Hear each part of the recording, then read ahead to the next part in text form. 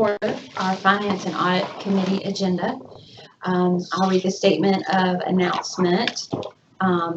A news release announcing the date, time, and place of August 9th to 2019 Finance and Audit Committee meeting was distributed August the 7th, 2019 to appropriate media and other groups or individuals who have requested notification. The announcement and agenda were posted at the Department of Disabilities and Special Needs Central Administrative Office and on the website.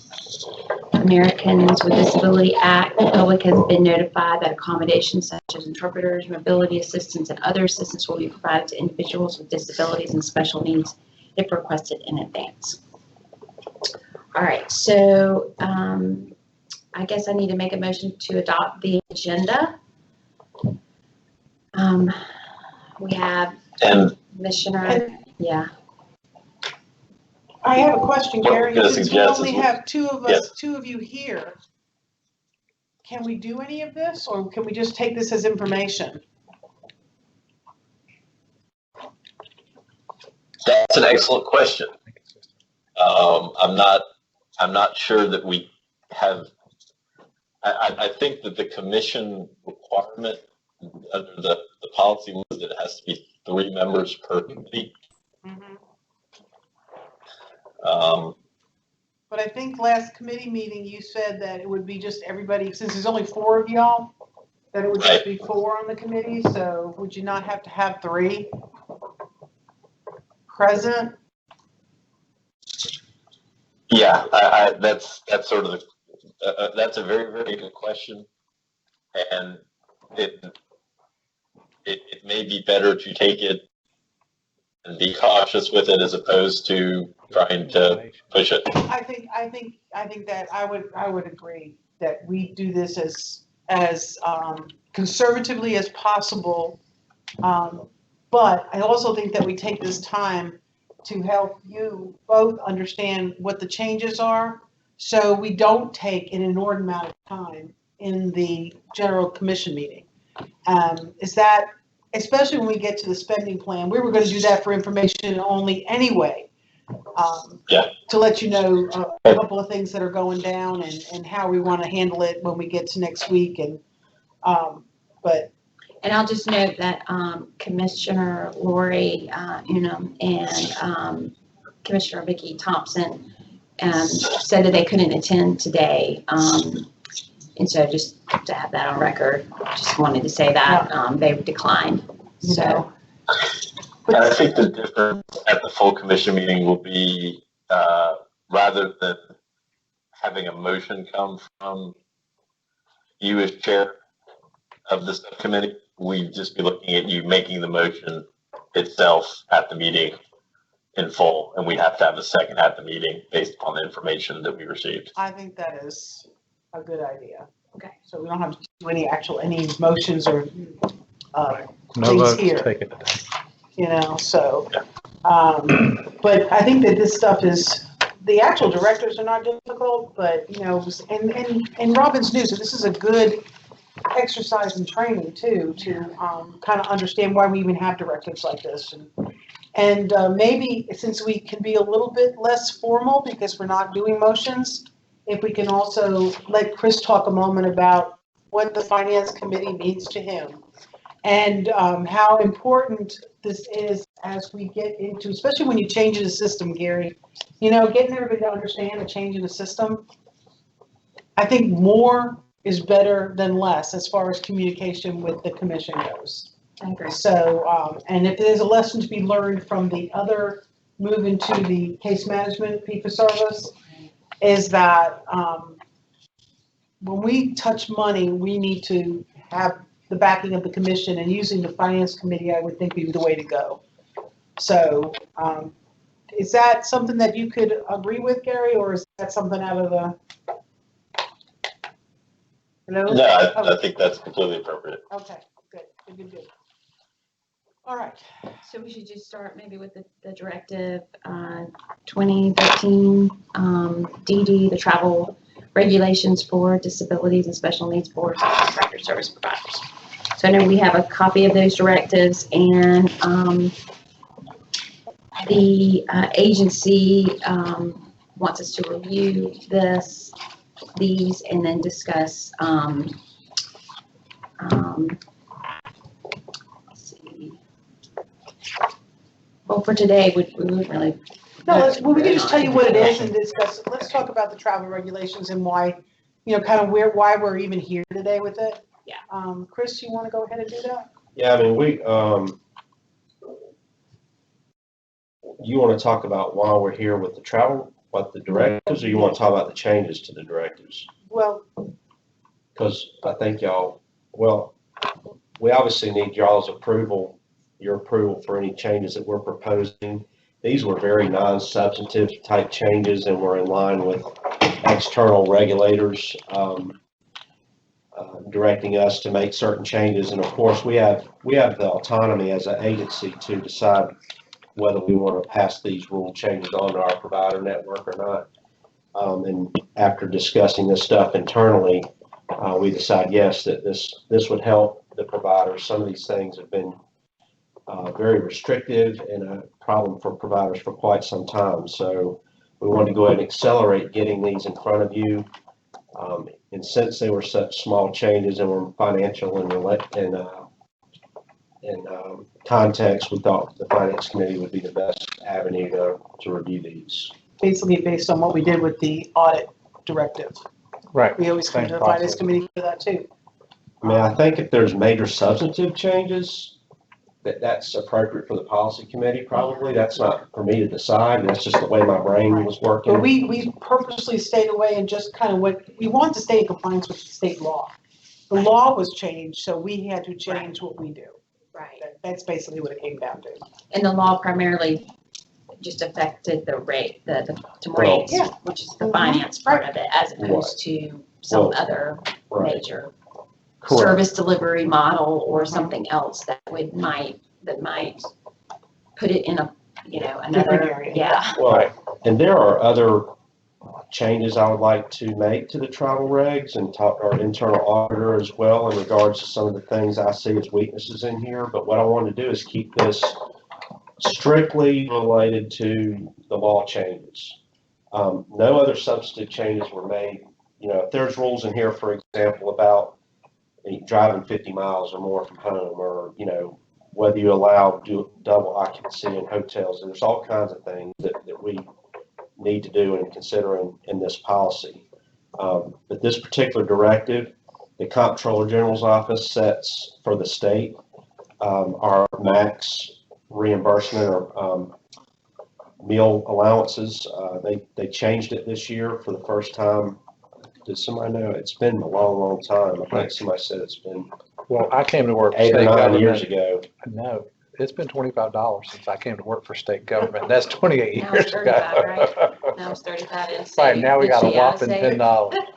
Yeah, and the problem is we've got a lot of folks in the provider network that are traveling, and if you're going to Myrtle Beach and you're going to Hilton Head and you're going to Charleston, which is where a lot of the conferences are, having a limit of $25 per day, some of our staff that are out in the provider world, they just can't afford that. They're hand to mouth, some of the DSPs and so forth, direct care staff. So we were wanting to bring it in line with the Comptroller General, our directive to the providers. So we were going to follow right in line and make it $35 per day in the state and $50 outside the state. And each provider will have their own decision to make whether they want to implement that. They don't have to go up to that. That's the ceiling. That's the ceiling. So if they say, no, we can't afford to go to $35, we want to keep it where it's at, they can do that. Or if they want to go to 30, or just as long as they don't go over. Do you have a comment? No. Okay, Drinking my coffee.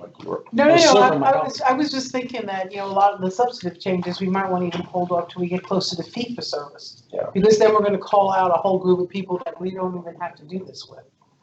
The boards, they're quasi-governmental, they just there's certain things that we have to do for them, but private providers, we don't have to do all this stuff for. So, a lot of those changes are going to also be how we're paying. So this is a good time to do this. And it's very small. It is, we're moving the ceiling out. That's it. That's the only change. Okay. Gary, you got any questions about that? So the question that I have, just for clarification, is and I have no problem with the substance of the change, but the mechanism for passing it on to the providers, what exactly is that mechanism? We're sending out the directive, and it falls under what aspect of our relationship with them that we can say, okay, this is your new ceiling. Right. Their contract requires them that they have to comply with DDSN directives. Okay. So it's under the contract requirement Right. there. It's a contractual obligation. Sounds good. Thank you. All right, should we move on to the next item? We're not gonna vote on anything. No, but just want to make sure that, Yeah, that if you have makes any sense. questions, Yeah, that way you can also help the other commissioners when it comes time to do this, that we're not spending an inordinate amount of time discussing the rise from 25 to 35 in state meals. Okay. All right, I'm good. So Okay. I just went to the next directive. The procurement directive, state law changed, and again, there's some substantive changes I would like to make to this at some point in the future, but again, trying to keep this within the lane of what I was trying to do. The boards have been asked to do a lot with the case management, with the EI, with the change to state funded community supports. There's a lot of change that boards are asked, and they're all administrative increases as far as effort. This is kind of helping them with decreasing some administrative effort that we're allowed to pass on. For one, we're required under the SFAA to set procurement guidelines for any political subdivision that we subcontract with. We kind of reach out and make it a requirement for our contract service providers as well, and I guess that's in the contract language. That's something, that I want to review at some point. That's an example of a substantive change. But the changes I had proposed here were only to give providers relief in regards to their bidding requirements. In the past, anything $2,500 or less you could do without bids.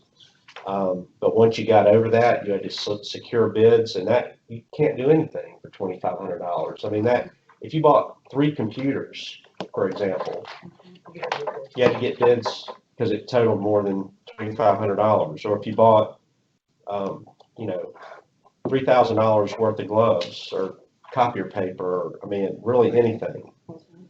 So what this does, it provides relief. Again, they can go up to this. So when we send this out, we need to put a memo on the front that says you need to consider your board's budget, your own internal controls, yada, yada, yada, and, decide what's appropriate for your size agency. Kevin's given a lot of guidance over the years from an internal audit perspective as it relates to, and it states in here that every board should establish what kind of purchase limit an executive director can make unilaterally without board of director approval. That stays in play.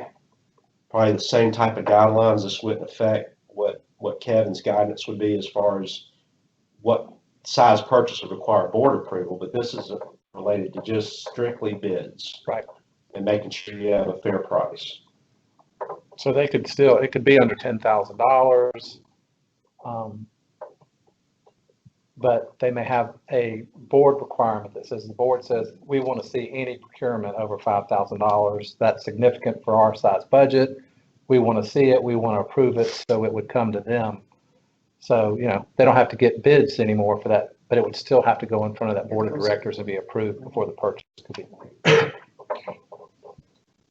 And so the language in here is lifted straight out of the law. I've got the law here if you want to, if you want me to send it to you or whatever. I've got it flagged where I pulled everything. So everything that is lined out is what we used to have, and then everything verbatim.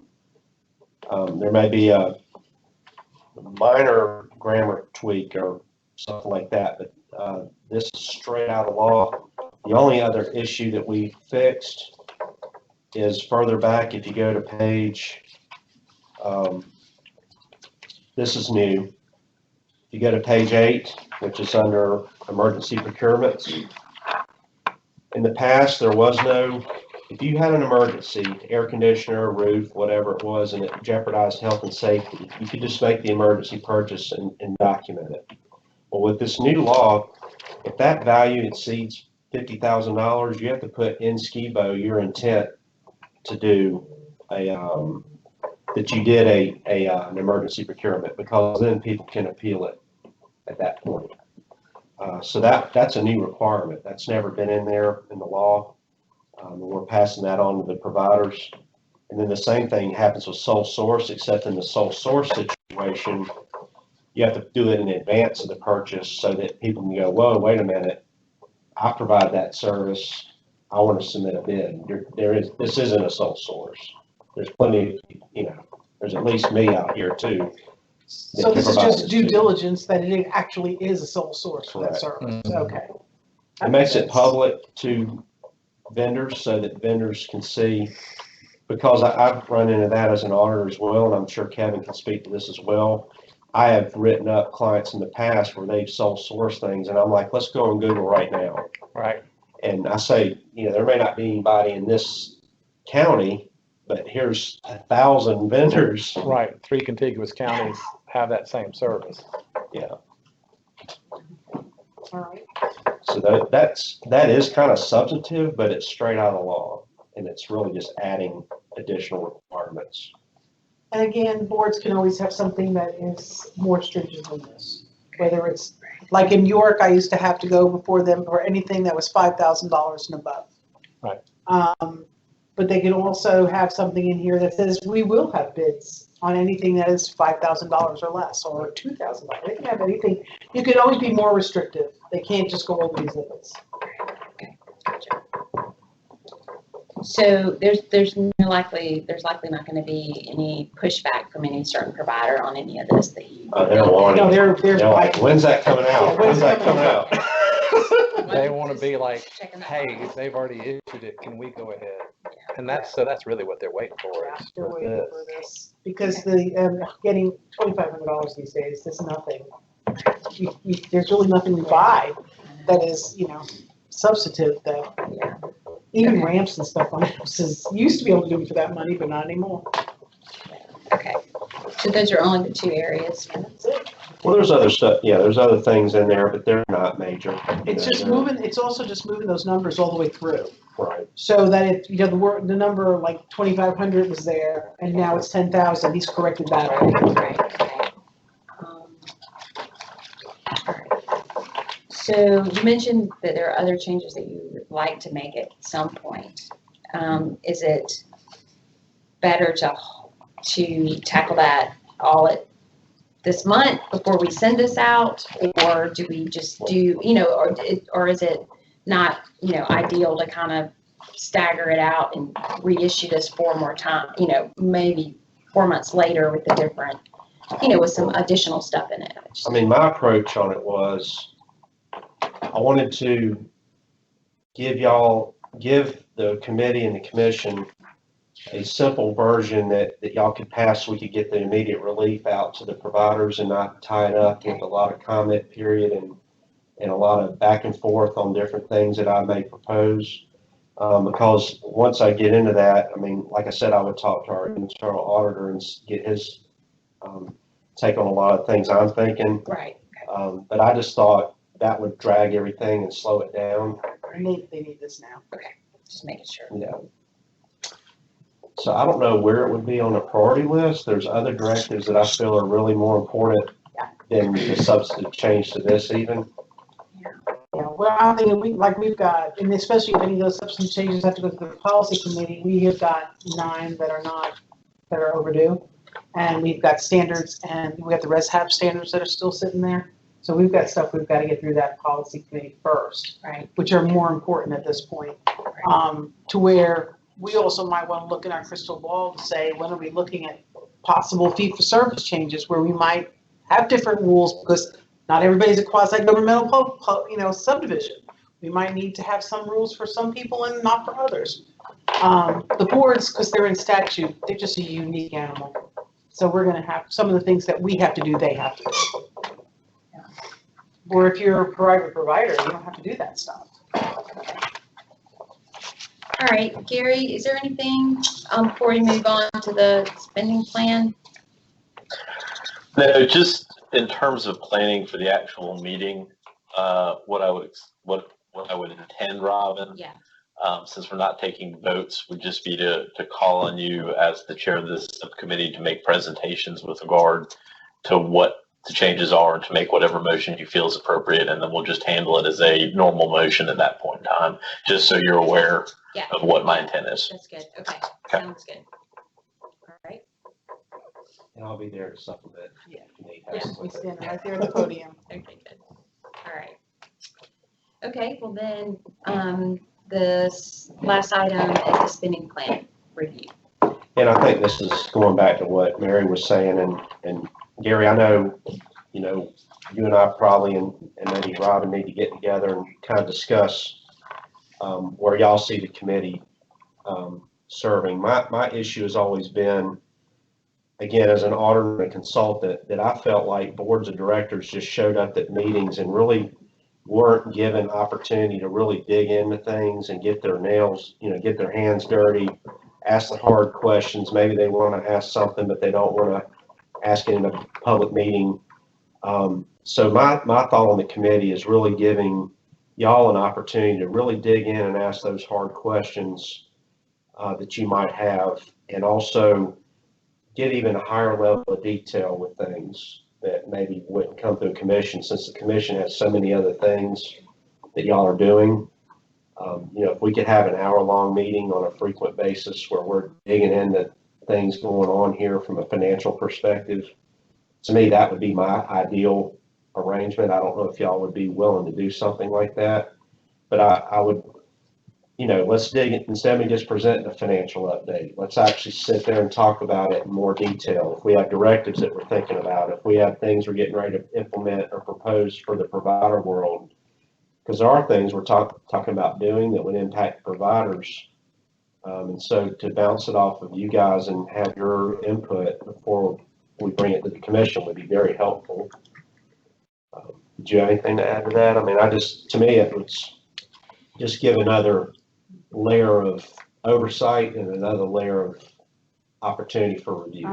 Mhm. And maybe, you know, kind of tap down some of the surprises so that we would have answers ready for folks. Because if you had a question in a finance committee meeting, it's more than likely the general commission's going to have that same question. So, you know, kind of like as we used to do in the finance committee meeting before a board meeting, we'd go over everything to make sure we understood it. And then, but I think that one of the issues we're going to have, as we saw this week, is if we don't have a standing meeting,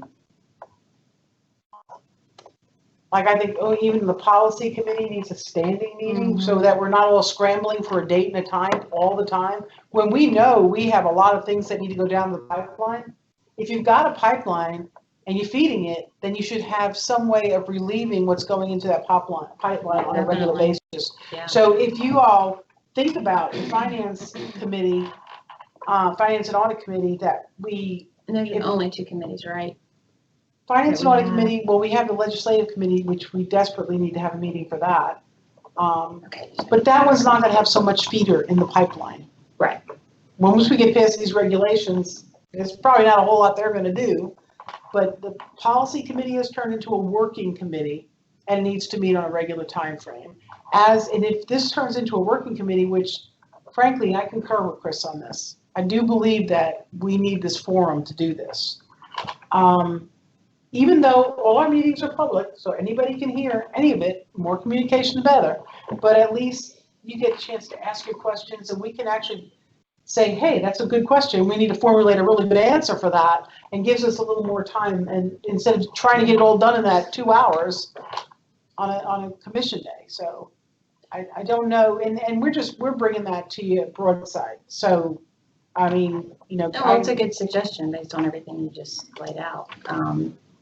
It might be more practical when we have 7 committee members. Right. 7 commission Right, members yeah. than it is when you have 4. Right, because right now, up until at least January, any subcommittee meeting is going to be the 4 commissioners. That's right. Right, Gary? Or should be. Or 3 of the 4, I think. Or at least- Correct. Okay.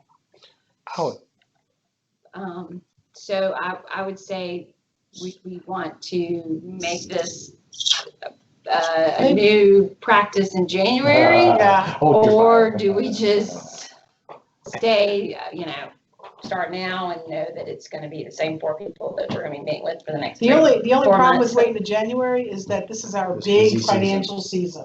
We're working on the spending plan, which is, like a household budget. It's gonna ebb and flow. But we're also working on our budget ask, which is a huge issue, right? And the accountability plan is not a financial plan, so. And if we're moving through the Bambi and I, for example, if that's on our list, It is. which I don't know if you even know if you were around to hear all that, but Just that's all I've heard. pretty big, That. pretty big potential change there. And to have the committee like this, to be able to bounce all that off of Right. would be very important. Yeah. You had some comments? I was just thinking, and then I was rethinking it because I don't want to add anything to your list, but maybe on like the 6 month, what I was thinking, Gary, is we have the audit finance charter and we look at that every few years. Typically, it's been very heavy on the audit part of that we get together, in the next 4 to 6 months.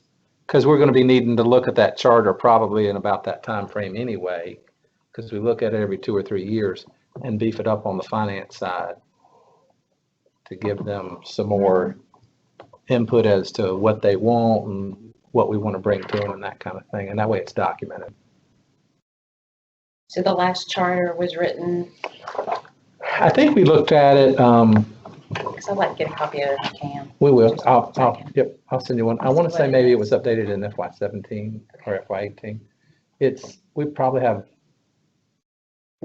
be looking at it within the next, I wouldn't This mind a copy fiscal of year. it myself. you're welcome. Sure, it's obviously available on our Oh, yeah. website. I was wondering if it wasn't on, if not, it probably needs to be. It could be, I haven't. But that actually is, looked lately on. But I guess what it is again, with everything that we're doing, there's a huge changes coming down the pike. Financial changes, programmatic changes. So I think, unfortunately, it's gonna fall. I guess we can't have it both ways. We can't say that we're only gonna meet once a month, but I wanna know everything you're doing. Because there's just no way we can get it done in a few hours. But if we have some, beefed up committee meetings, even if we wanna think about instituting a couple of other ones, you can do whatever you wanna do. You're the commission, it's up to you. But to make everything functional and everybody feel like they're part of it, I think the meetings of once a month is probably not gonna be enough, to be perfectly honest. If you wanna keep it the same old way and you just get that information at that one time a month, but we've seen that is not really very functional. That I think more is better. We're doing more with the providers. Do we have everybody engaged? No, but you do the best you can. So.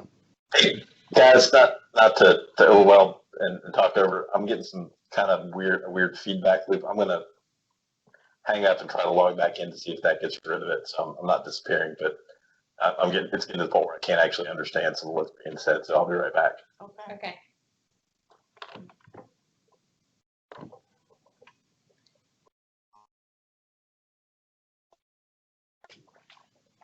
But that line's still open. I don't know. Since we're not having a meeting, I don't know if we should have to have that line up, but I guess we can. I'm not hiding anything, so.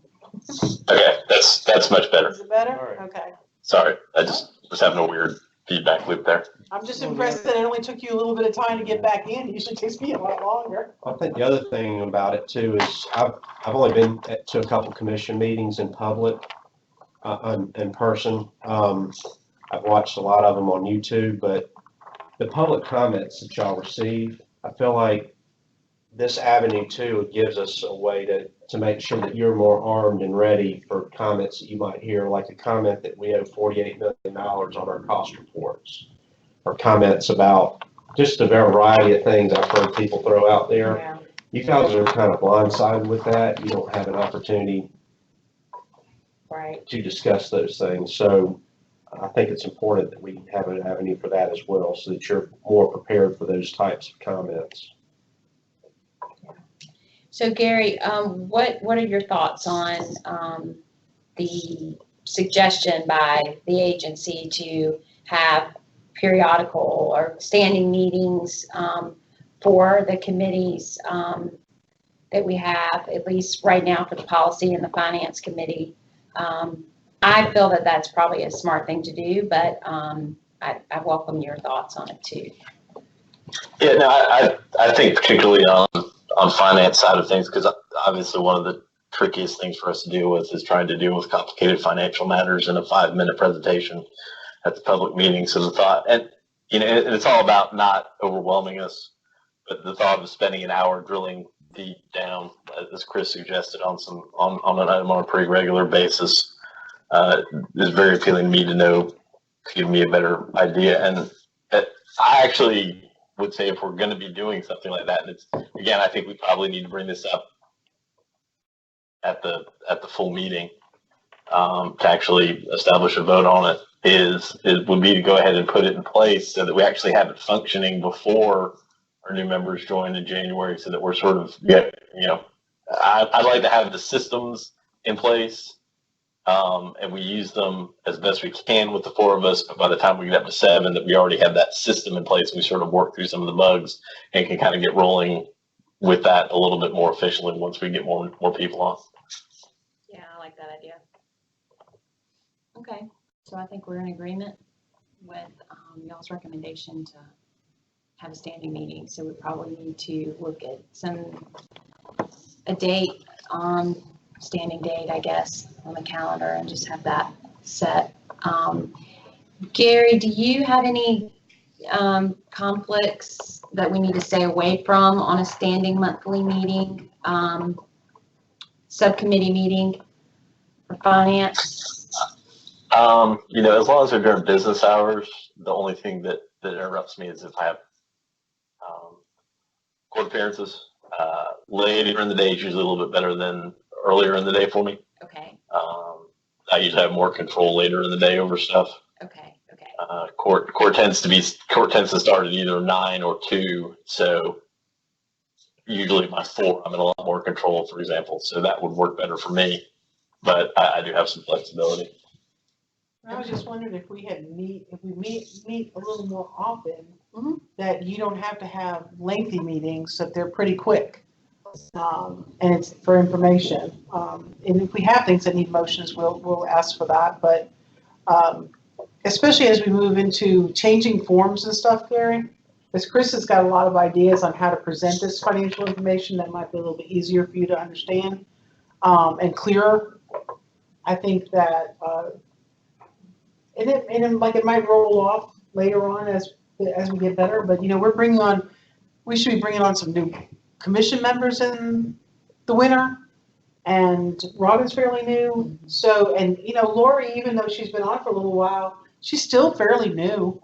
That to get a better handle on this stuff and feel more confident to understand what's being said, and to be able to kind of separate rhetoric from substantive conversations, and I think that's kind of important as you're going through and we're making these really huge decisions. So I think that it also offers an opportunity for people to ask questions. And I know these meetings are public also, but when you're sitting in front of an audience, you are a little hesitant to ask a question you feel might not be, is this too simple of a question for a commissioner to ask? I don't want that. You guys need to be able to ask anything you want to ask. So I would appreciate if you consider that. I think that'd be great. So, and we'll make whatever you guys decide work for us. Okay, so Gary, would you say that when we bring this up next week on the agenda with the full committee, if we not only say that we're going to start holding this meeting, do you want to have the actual date in mind for next week, or do we just want to say we want to do this and that we need input on a date that works for everybody, since all 4 of us technically have to be on this committee right now? 3 out of the 4. Okay, so Gotta have a quorum. So more than me and Gary though right now. So Gary, what are your thoughts on that? Like, do we? Chair, I would say come up with a couple of proposals. Are we doing it on the, our committee meeting is what? The commission meeting is usually fine as the third Thursday of the month, right? Yeah. Do we set it up on the second Thursday of the month? Yeah, something, I think we come with some ideas. I mean, maybe throw out a couple of thoughts and then see what feedback we get as opposed to more generalized, what do you guys want? Sounds good. So coming back to what I said on an email before, I do think that one of the inherent powers of the chair is to direct committees to hear on stuff. I mean, we can always have more than that, but I really like the idea of a pre-planned meeting. And if we start off doing it with finance and it propagates out, I think that just benefits us. So I would direct as chair for you to come up with some ideas. Certainly. And we'll throw that out. And as part of, from a staff person, it helps us plan if we have a date that we know that we have these meetings on certain dates. When we're just scrambling, it is really hard for us to do this. Yeah. I think it's better for the public. Come back to what Kevin was talking about. If we have, if the idea behind this is to sort of really start drilling down deeper on the finances and make sure we're aware of everything, and we have a situation like we need to go over the charter for the audit committee, we can always set a separate meeting if we have, a full business plate on our normally scheduled meeting. There's no reason why we can't put an additional one in where we're focused on. I like these sort of meetings where we're focused on sort of single issue for an hour. Let's just really get some valuable feedback. So we can always do more than that. Is I guess what I'm saying. That works. Okay. So you want to talk about the spending plan? Sure. So the spending plan, the terminology there, it's basically our internal budget. And what we're doing is we're still processing things, and our system here is really, really complicated. And even with all my knowledge from the outside, it's overwhelming trying to get my head around everything. And Pat's been critical in helping me understand all the moving pieces. Part of my frustration initially was even trying to understand the tool we were using to generate our internal spending plan. So basically, I approached it from a different angle. It makes more sense to me. I can wrap my head around it, and I think it'll help you also as a commission member when you see it Thursday. But right now, we're still digesting everything, running reports, trying to validate things. So right now, we've got a spending plan pulled together that shows a deficit, but we know that that's not going to be what we present Thursday. There are a couple positive things going on that will affect this number. Number one is potential rate increase from Health and Human Services, which we can talk about separately. Also, there are potential spending cuts that we can make, which we plan on presenting those alternatives. Well, I guess we'll come up with what we're going to propose, and then we have a narrative about the different things that are in the budget that are at risk if we don't hit certain goals. So to that effect, we've got about a $4 million projected deficit. Mary had a very good meeting this morning with Josh Baker, and one of y'all really needs to probably speak to this more than me, but I'll lay the foundation. Basically, HHS has recognized that we're underfunded, and that we need some rate increases, and Mary's relationship with HHS has been critical because, we're behind on our cost reports. And without a good relationship with HHS and no cost reports, I don't know that we would be getting any rate increases. So do you or Mary want to speak to? I thought we'd get a beating. I mean, really, they've been very gracious, very gracious. Well, we have 2016 cost reports done, which show that we have the expenses that would justify a rate increase. And we have a draft of the 2017 reports done that confirms that there's money there that we have expenses that we're not able to draw down match for because of the fact that we don't have the right rate. The rate's too low. In other words, we're paying out more than we're getting. So especially in those residential rates, we're taking a beating. We've also discovered that a lot of the providers, it's kind of like basically we've learned a lot from case management. That we've had providers that have been getting paid before they actually did the work. So the work that was getting done was minimal. And we're seeing that in like our hourly rate of SLP1 program. We pay them, they're documenting, and I know more than that is going on, because those SLP1 clients, that's like herding cats. That is a hard program to run. Folks need transportation all the time. They're always needing trips to the doctor. They need medical input. They need medication monitorship. They need financial assistance. All that stuff should be written down in these notes, and it's not. So we're going to have to chat with our providers, because they're not writing that in notes. We've got nothing to submit for as a bill to HHS. So we're paying for residential services that we cannot collect on. And it's basically the same issue we had with case management. So we see some deficits that we're going to have to increase our revenue, plus a rate increase from HHS. We should be able to turn that negative number around. But when we submit the spending plan, it will be a neutral budget. In other words, we're going to go in and make the cuts in our current line items to make this budget work. Do I think we can put those back in and increase the revenues based on all the stuff I just said? Yes, I do. And we'll submit another amended spending plan in a few months. Is that an accurate representation? Yeah. In this version that I'll present Thursday, we still don't have our numbers from the state on the 2% cost of living increase, the $600 bonus that was for 70,000 or less folks, our compression increase, or our state retirement or health insurance annualization. So as a result, I've left that out of the spending plan, and we will add it in with that revision Mary was talking about when we know the numbers. Because right now it's just, we would have to randomly guess, and I just don't like doing that. And so there was some, but the direct care staff numbers are in here because they did put that in our base for the $1 increase, because they've done it. This is the third year in a row. So they pretty much had a good idea of what number they were looking at. So we did build that in here.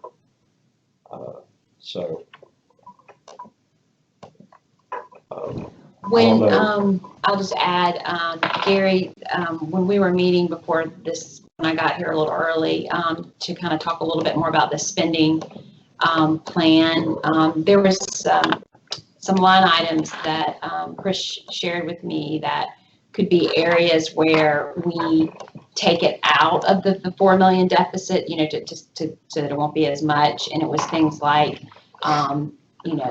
contingencies for capital spending, so a new air conditioner or new whatever on some of the facilities, and other line items like computers upgrade. That was could be taken out so that it would be,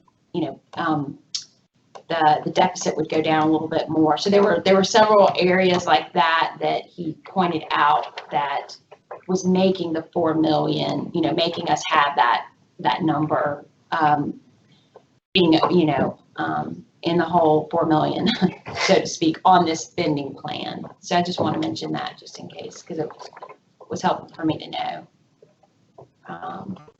The real problem with this spending plan is not so many of the line items that are in that budget. That's a pretty much a no frills budget. I think the only new thing we added was the director for risk management and a couple of training positions, because we noticed that we needed that. But the truth of the matter is we have FTEs that we have come down in this agency. What is really wrong with that spending plan, from what I've seen, is the revenue side of it. That's where the real big problem is. The deficit is in the revenue side. Can we fix it? I think so. It's going to take some work, but that's our biggest issue. But for now, the only thing we can fix is the spending side. Right. Because we can't say, oh yeah, we're going to get more revenues. That's speculation. Right. Well, you're going to get a rate increase though on that. Yeah. I mean, until I see it in my bank account. And obviously that'll help the revenue side of it. It will. Well, the ultimate question for me is the spending plan. To what extent is it sort of a living, breathing animal that adjusts over the course of the fiscal year, right? Because we put something in place and then we have to adjust based upon getting things. and revisit and see how, are we project deficits. Are we still in a deficit situation? We project that we can remove these things. Can we still remove these things? That to me is the value of it, is it provides a plan, but it can't be a static item. I don't think it is. I think this is one that you'll get a couple of amendments over the course of the year, I would imagine. I would expect like October, there would be one note. I do think we need to revisit this probably quarterly as just a routine practice, because as we start tightening, using a Pat Maleyism, start tightening the screws and get people, billing properly and getting day attendance up and getting our rates fixed and things of that nature. I agree. That's going to definitely impact our revenue side. None of that's impacting our expense side. Our expenses are fixed at that point. It's just getting providers, and even like Kevin found a leak on an internal audit that he was on the other day, that once we fix that, I don't know how much money that's going to generate, but it's not going to affect our expenses. Right. Our expenses are expenses. I was sitting here thinking that same thing, because since we had that meeting, I've had 3 finance directors call and say, hey, I found out I was paying these invoices when I told them I needed a desal. They're like, what's that? So, you're missing that revenue, right? So yes, I agree, Gary. I think this needs to be done at least 3 times a year. And as we report monthly results, it may need to be revisited even more frequently than that. But I agree wholeheartedly. And if there's anything else y'all think of that you want to see or do, let us know, because I think that all bets are off. I mean, we're looking at a systems change. So basically how we get information out is completely and absolutely up to us. And I think that we need to do that. I mean, we've got some government reporting things we have to do for the state, and that's fine. But how we report internally is up to us. And I've always seen that document as living and breathing. I don't understand why we can't put in there a deficit, because we know that's the fact, but because the state doesn't let us do that. See, I have to learn things today, because I want it to be open and honest with people, saying this is what we need. And so when I probably talk to providers or executive directors, I will talk to them about this, that we're holding off on doing these things because we need to get this revenue up, so we need the rate increase. We need this before we can move forward. I think that the more open you are with them, and they don't always prove true with the case management thing, but I'm going to keep plugging away at it. The more transparent you are, just tell them the facts. And we're not hiding anything from you. And we can't. We're a state agency. Everything's public information. So honestly, if people have a question, all they need to do is ask. I don't always like the answers, but. All right. Anything else? I know we didn't have anything else on our agenda, but any other comments or thoughts, or Gary, on your end before we adjourn? Or I don't have anything. I'm good to say. Gary, you gone? I have something. He's got a big red dot on there. Was that there before? That's being recorded. Okay. Okay, Yeah, we can hear you now. can you hear me? Okay, yeah, so Skype I could hear everything that was going on, but I couldn't access any of the buttons. It had gone into the. Yeah, I'm good. Yeah, Okay. And just waiting in. Well, we really I appreciate think your time. putting that on our regular update for the spending plan, I entirely with what this was saying. All right. Thanks, Gary. Thank you for your time, Gary. I Thanks, appreciate Gary. it. All right. Meeting adjourned. Okay, meeting adjourned, even though this is. Even if it's not a real meeting.